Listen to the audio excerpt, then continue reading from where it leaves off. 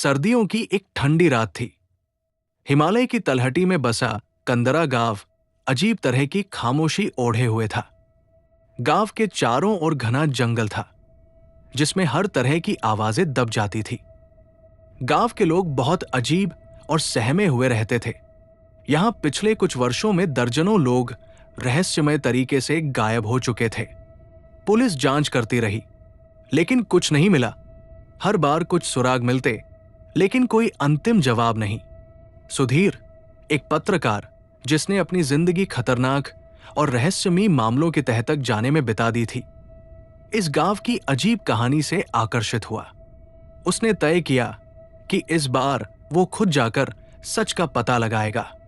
सुधीर ने अपनी जीप उठाई और शाम तक कंदरा गांव पहुंच गया। गांव में प्रवेश करते ही उसने महसूस किया कि ये जगह सामान्य नहीं है। सड़कों पर सन्नाटा था। गांव के लोग दूर दूर से उसे घूर रहे थे, मानो कोई अजनबी यहां आकर उनके डर को और बढ़ा देगा। वो एक पुराने जर्जर गेस्ट हाउस में ठहरा, जिसे रघु नाम का बूढ़ा आदमी चलाता था। रघु ने सुधीर का सामान कमरे में रखा और धीरे से फुसफुसाया, साहब, यहां रात में बाहर मत निकलना। सूरज ढलने के बाद ये जंगल इंसानों के लिए नहीं रहता। सुधीर ने उसकी बात को हल्के में लिया। वो जानता था कि लोग डर और अंधविश्वास में कुछ भी कह जाते हैं। उसने अपने लैपटॉप पर गांव के गायब होने वाले मामलों की जानकारी खंगालनी शुरू कर दी। इन सब के बीच उसने नोट किया कि सारे गायब होने वाले लोग गांव के उत्तर पूर्व दिशा की ओर गए थे, जहां जंगल शुरू होता था। रात के करीब 1 बजे, जब सब कुछ शांत था, सुधीर को कमरे के बाहर किसी के चलने की आवाज आई। उसने सोचा कि शायद कोई ग्रामीण होगा, लेकिन ये आवाज लगातार गेस्ट हाउस के चारों ओर घूम रही थी। सुधीर ने हिम्मत करके खिड़की से झांका। बाहर का दृश्य ठंड से जमा देने वाला था। गेस्ट हाउस के ठीक पीछे जंगल की ओर से हल्की सी रोशनी चमक रही थी। रोशनी स्थिर नहीं थी, मानो कोई लालटेन लेकर धीरे धीरे चल रहा हो। सुधीर की जिज्ञासा अब उसके डर पर हावी हो गई। उसने अपना टॉर्च और एक छोटी चाकू उठाई और बाहर निकल गया। जंगल में घुसते ही सुधीर को एक अजीब सन्नाटा महसूस हुआ। यहां तक कि रात के जानवर भी चुप थे। वो धीरे धीरे उस रोशनी की ओर बढ़ा। जब वो करीब पहुंचा तो उसने देखा कि ये रोशनी एक पुराने टूटी फूटी झोंपड़ी के अंदर से आ रही थी। सुधीर ने झोंपड़ी के अंदर झांका। वहां कोई इंसान नहीं था, लेकिन जमीन पर कुछ अजीब निशान बने हुए थे, जैसे किसी ने रस्सी या भारी चीज खींची हो। इन निशानों को देखकर ऐसा लग रहा था कि इन्हें जंगल के और गहरे हिस्से की ओर ले जाया गया है। सुधीर ने उन निशानों का पीछा करना शुरू किया। घना जंगल अब और डरावना लगने लगा था। टॉर्च की रोशनी भी इस अंधेरे को पूरी तरह नहीं हरा पा रही थी। करीब आधे घंटे चलने के बाद वो एक सुनसान मंदिर के पास पहुंचा।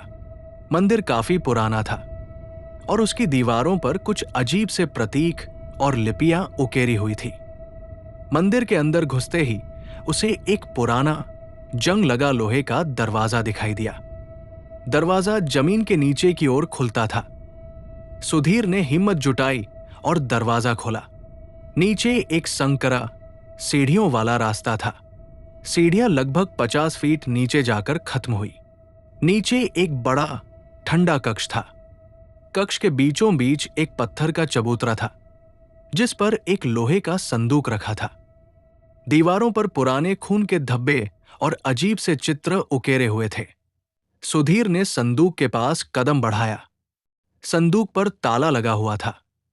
जैसे ही उसने ताले को खोलने की कोशिश की, पीछे से अचानक किसी ने उसकी गर्दन पर हाथ रखा। वो झटके से पलटा, लेकिन वहां कोई नहीं था, सिर्फ उसकी अपनी सांसें और एक भारी सन्नाटा। संदूक खोलने की कोशिश करते हुए उसे दरवाजे की ओर से किसी के धीरे धीरे कदम बढ़ाने की आवाज सुनाई दी। आवाज करीब आती जा रही थी। सुधीर का दिल तेजी से धड़कने लगा।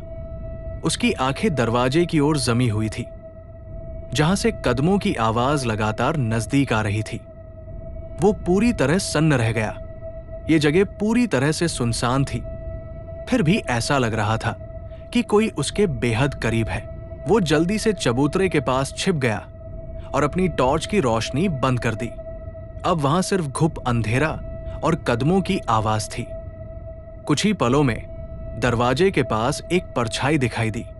ये किसी इंसान की परछाई थी, लेकिन उसकी आकृति असामान्य थी, लंबी, दुबली और हल्की झुकी हुई।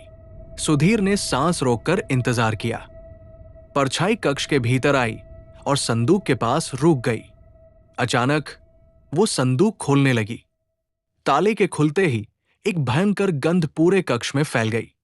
गंध इतनी तेज थी कि सुधीर को अपनी नाक बंद करनी पड़ी।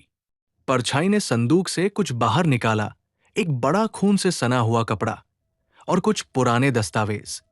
सुधीर ने हिम्मत करके अपने मोबाइल का कैमरा ऑन किया और परछाई की रिकॉर्डिंग करने की कोशिश की। लेकिन जैसे ही उसने कैमरा चालू किया, मोबाइल अचानक बंद हो गया। ये समझने में उसे 1 सेकंड भी नहीं लगा कि यहां कुछ गंभीर रूप से गलत हो रहा है। अचानक वो परछाई पलटी। उसकी आंखें गहरे लाल और चमकती हुई सीधे सुधीर की ओर देख रही थी। वो समझ गया कि उसकी मौजूदगी का पता चल चुका है। कौन है? एक गहरी, भयानक आवाज कक्ष में गूंज उठी। सुधीर ने चुप रहना बेहतर समझा, लेकिन वो परछाई तेजी से उसकी ओर बढ़ने लगी। अपने जीवन के सबसे डरावने पलों में से एक का सामना करते हुए उसने चबूतरे के पीछे से एक पत्थर उठाया और जोर से दरवाजे की ओर फेंक दिया। पत्थर की आवाज गूंजते ही परछाई उस ओर बढ़ी और इसी का फायदा उठाकर सुधीर तेजी से बाहर भागा।